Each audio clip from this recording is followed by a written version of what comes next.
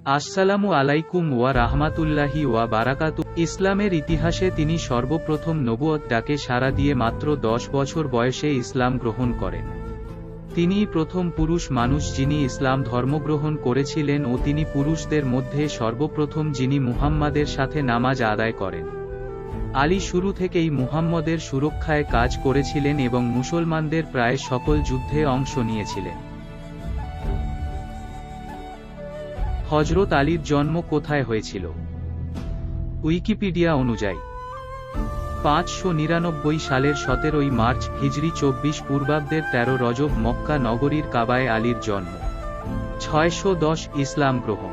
613 ইয়াউমুল ইনজার নবী বানু হাশিমের প্রতি ইসলামের দাওয়াত প্রদান, কেবল মাত্র আলী তাতে সাড়া দেন। হযরত আলীর মাতার নাম কি? সাট একাডেমি অনুযায়ী আর তার মাতা নাম রাখেন আহমাদ।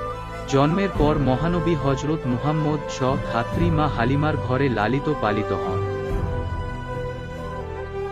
হযরত আলীর কয়জন স্ত্রী ছিল?